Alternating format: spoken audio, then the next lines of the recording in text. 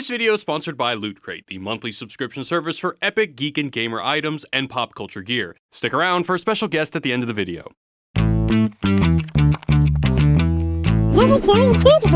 Hey Wisecrack, Jared here. There are few, if any, properties that do a better job of analyzing, parodying, and dissecting current events than South Park. The satire is made all the more poignant by its ability to stay topical. Sure, on one level, it's a series of dick and fart jokes, but when you unpack some of its core references, it can be quite profound. Oh my god, a rattlesnake! Welcome to this Wisecrack Edition on references in South Park. The Celebrity Harvest.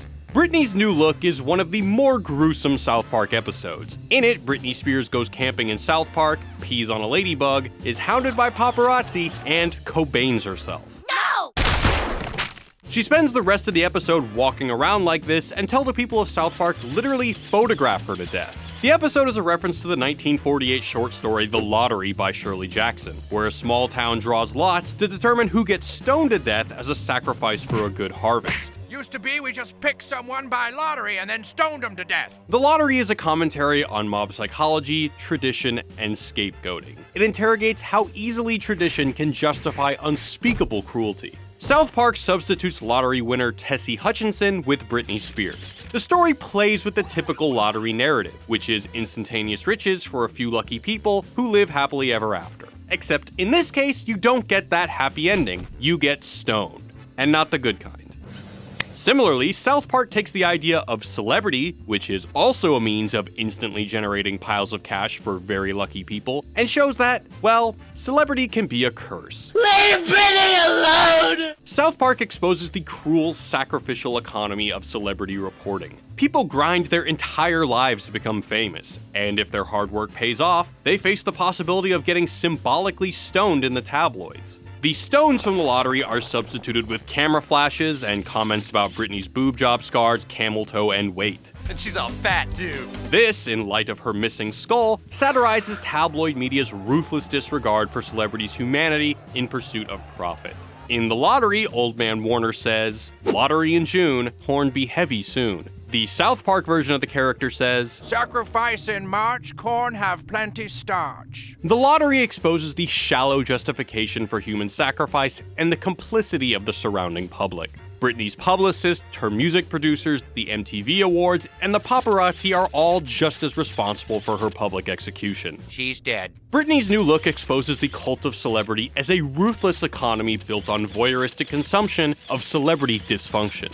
Ads, artificial intelligence, and the femme fatale. In the last 3 episodes of season 19, Jimmy discovers that ads have become indistinguishable from reality and even other people. The show develops this idea with some clever nods to sci-fi classics about artificial intelligence. Jimmy's interrogation of Leslie is a nod to the interview scene in Ex Machina, except Leslie is an ad, and Ava is a very sexy robot. After interviewing Leslie, Jimmy asks the newsmen, Does she know she's an ad? which is a nod to Blade Runner. She's a replicant, isn't she? Ex Machina and Blade Runner explore the line between humanity and machine. They effectively ask, what does it mean to be human?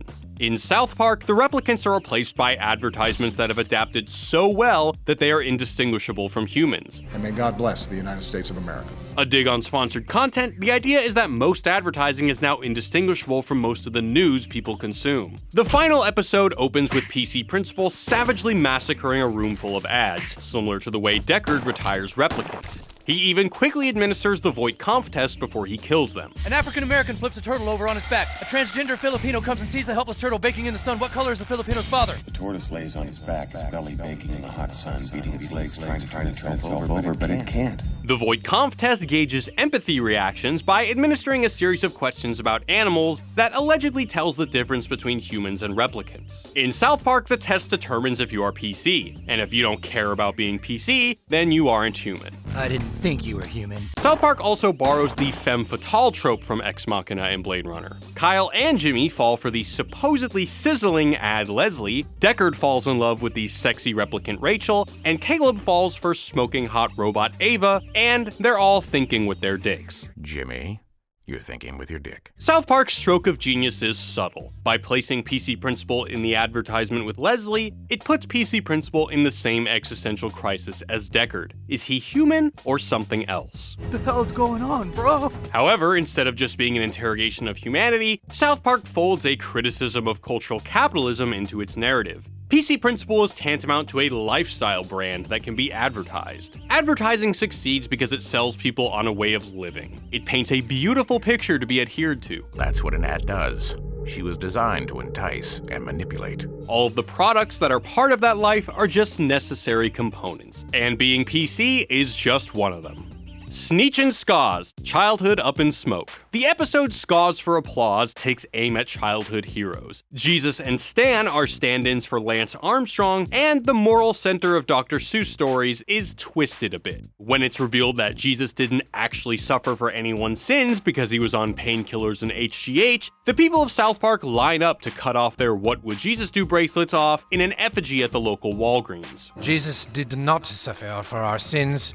He was in fact very high. The episode comments on the Lance Armstrong doping scandal and the folks that jumped off the Livestrong bandwagon after they learned that Lance was a dirty, dirty cheater. While the episode could spend the entire time dumping on Lance for cheating, South Park does something interesting. They turn the episode into a criticism of the general population. Halfway through the episode, the animation changes and everything goes Seuss mode. When Stan and Jesus want to make new bracelets to raise awareness for the farmers of Belarus, they visit Dr. P.F. Pitiat Bracelets and Factory, a reference to Sylvester McMonkey McBean from The Sneetches. The Sneetches are Seussian characters that are either born with or without stars on their bellies. Sly McBean preys on the Sneetches' desire to feel special by removing or adding stars to their bellies. McBean makes bank doing these operations until, in the end, the Sneetches can't tell the difference between the OG star bellies and the OG non-star bellies. The language on thars, the animation, and the rhyme scheme used in South Park are all mirrored from the Sneetches story. Like McBean with his stars, P.F. Pitiat removes and creates new Skaws bands to wear. And the name Pitiat is clear reference to an economics that preys on pity and self-congratulations. Okay, I need a violet one for domestic violence, a lime one for herpes, and a jade green one for how much I hate cow. Absolutely. $5, please. Raising awareness is ridiculed as a form of sick pity where the person giving gains more via their self-gratification than the receiver of aid. Kids, okay, I need to talk to you about a serious matter. Now, you've probably all noticed my orange wristband, okay? It's to show my solidarity with the people of Belarus. In The Sneetches, Dr. Seuss preaches kindness and focuses on commonalities as a way of bringing people together, while South Park suggests that today's kindness and love of difference is likely no more than a way for people to build their cultural capital. Dude, I don't give a crap about using recycled plastic. Yes, you do.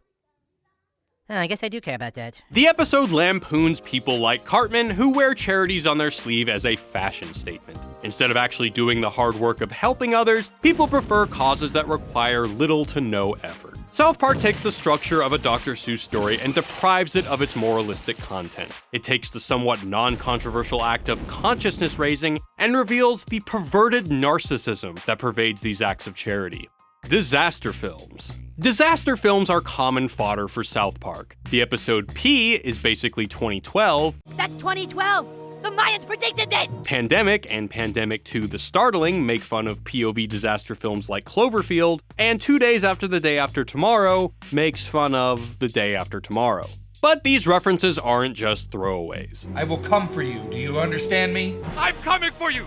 Do you hear me? The over-the-top hyperbole challenges the current trend of media fear-mongering with doomsday warnings and apocalyptic scenarios. They mutated in a way that scares us. Each episode has some sort of calamity. In P, earthquakes and tsunamis of urine at PP Splashtown threaten the lives of the children. In Pandemic, it's giant guinea creatures terrorizing the world. In the 2 days after the day you know what episode I'm referring to, it's the flood of Beaverton. When too many people pee in the water park, there's a tsunami. A single boating accident leads the town to believe that a runaway ice age is about to start. And when the head of Homeland Security attempts to stop a pandemic of Peruvian panpipe bands, this is a pan flute epidemic. A pandemic? Giant guinea attack. Each episode riffs on the reactionary nature of media, panic, and subsequent news coverage. In the 2 days after episode, the news reports that the town of Beaverton has hundreds of millions dead, even though the population of the town is only in the thousands. We believe that the death toll may be in the hundreds of millions.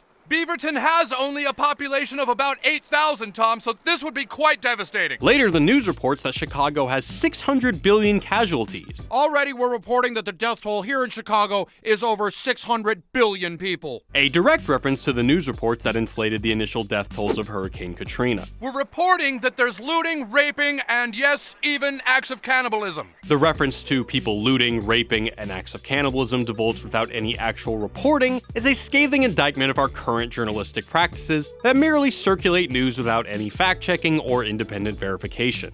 And shit, this is before the stunning revelation that we live in a post-fact world. Similar to the narratives of disaster that instantly seek a cause, purpose, or person responsible for these cataclysmic events, the flood in Beaverton was caused by global warming! The people of South Park are less concerned about helping the people of Beaverton and are more interested in playing the blame game. It's George Bush's fault! It was terrorists and Al-Qaeda! Don't blame the mayor, Sharon. What about FEMA? I think this whole thing is really their fault. But when Stan says, I broke the dam, no one listens because it doesn't fit their narrative of blame. Don't you see what this child is saying?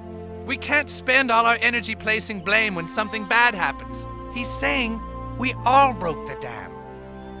No, I broke the dam. South Park takes the tropes of disaster films, thinly connected plot points, sketchy scientific discourse, shaky handheld cameras, and ridiculous over-the-top catastrophe sequences, and pushes them to their extreme to show the inanity of both the disaster genre and contemporary journalism. Conclusion.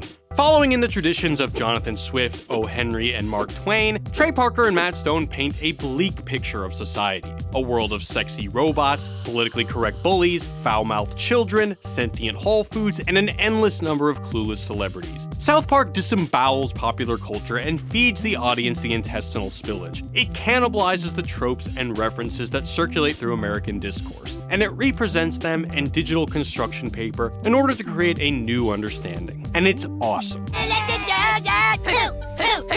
Thanks for watching. Hello Wisecrack, German philosopher Friedrich Nietzsche here. Danke for watching. I'm here to tell you about the best service for distracting yourself from the hideous, empty loneliness of existence. That's right, I'm talking about Loot Crate. For less than $20 a month, you get a box packed with geek and gamer items delivered straight to your door. Why spend your time staring into the abyss when you can fill it with unique collectibles, apparel, and more from all your favorite franchises? The January Loot Crate theme is Das Origins, where you can find awesome items from Superman, Captain America, Mario, and Ninja Turtles. You won't want to miss this crate, so sign up now at lootcrate.com/wisecrack to get 10% off a new subscription and access to exclusive items from all these epic franchises. Like life itself, this deal won't last long. Achtung! You only have until the 19th at 9 p.m. Pacific time to sign up and get the Origins crate, so don't wait. Go to lootcrate.com/wisecrack, sign up and enter the code WISECRACK to save 10% off a new subscription. Dankeschön to Loot Crate for sponsoring this video. And for more super smart videos that will ease the inevitable suffering of personhood, be sure to check out the Wisecrack channel page and watch the video exploring the philosophy of South Park Season 19. And be sure to subscribe while you're there. Now I've got to take my horse to the vet, so until next time, auf Wiedersehen.